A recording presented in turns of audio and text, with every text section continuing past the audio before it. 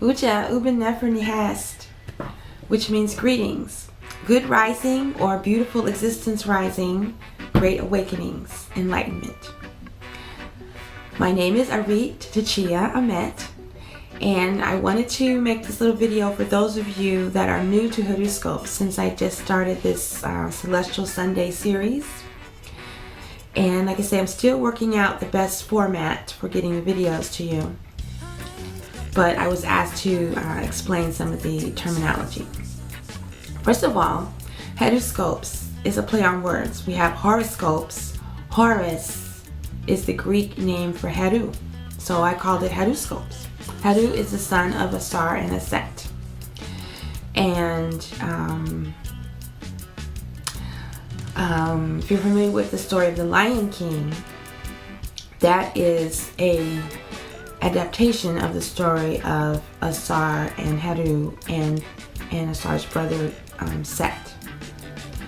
So the background is Set was jealous of his brother Asar and plotted to kill him 2 times. And the first time he killed him, his wife Aset, our divine intuition, was able to bring him back to life.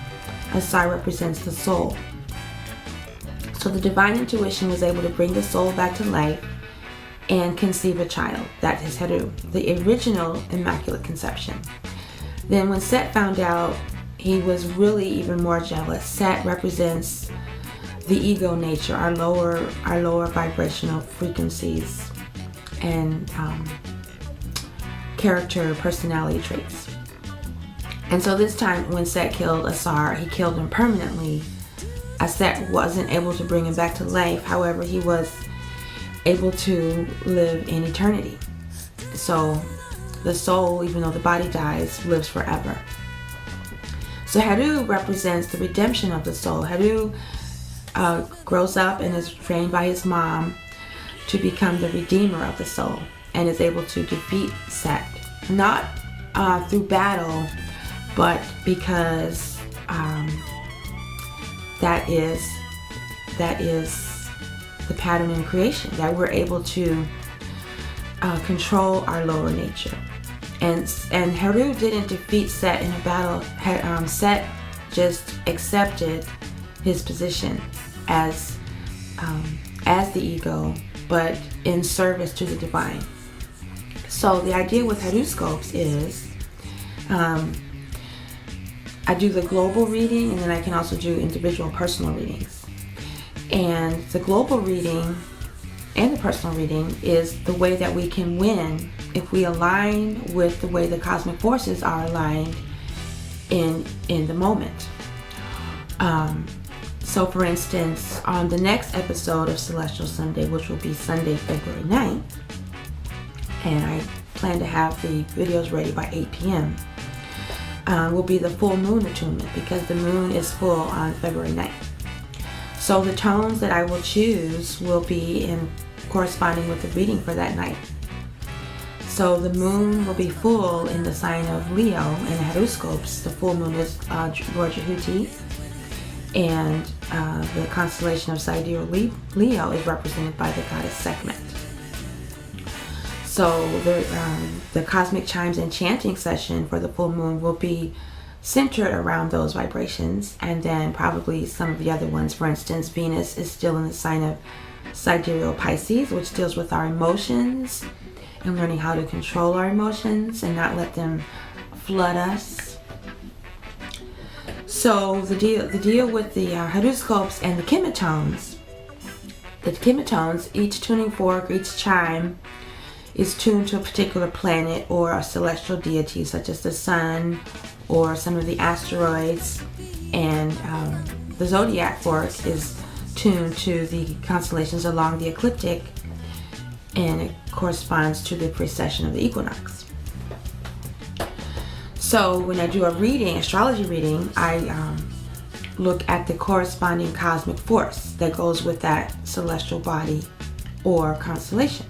For instance, like I mentioned before, Lord Jehuti corresponds to the planet Mercury, and also the full moon. It corresponds with the constellation of Sidereal Gemini and Sidereal Virgo. And so when I do the reading, it's just a reading of how we can win in our quest for enlightenment, how we can be successful, how we can be most aligned with the cosmic forces. Like when I do the lunar transits, which is the constellations that the moon is moving through for the week. Since the moon corresponds to Shasheta, who's this cosmic scribe, then that gives us indication of what we should be writing about in our journals, or what our manifestations, what our intentions can be, so that they can be in alignment. So like this week we had the moon started in I think it started in Aries, and then went to Taurus, and then Gemini, then Cancer, and now it's going to be in Leo. So those are the topics that we should be, or we could be writing about during the week. So that is how the Celestial Sundays are lining up. I used to also do self-care, but that was making the sessions be like an hour and a half. So I'm trying to keep them minimum. So I tried doing, 2 20-minute segments, and then I tried doing individual segments for each transit. And I think it's easier when it's in 2 20-minute segments. So that's how it's going to be until I hear otherwise. If you have any comments or suggestions or ideas to make it more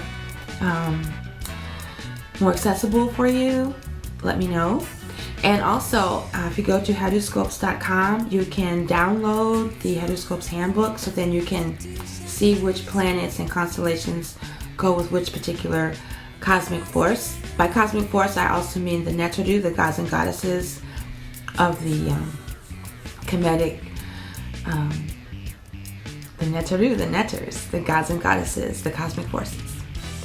So that is a quick little update or explanation for how HeruScopes, chemitones, and cosmic chimes and chanting works. Okay, if you have any questions, let me know, and I'll see you on Sunday, Celestial Sunday, around 8 p.m. And full moon is early in the morning on the 9th. Early Sunday morning. The best time to view it would be tomorrow evening, Saturday evening at 10.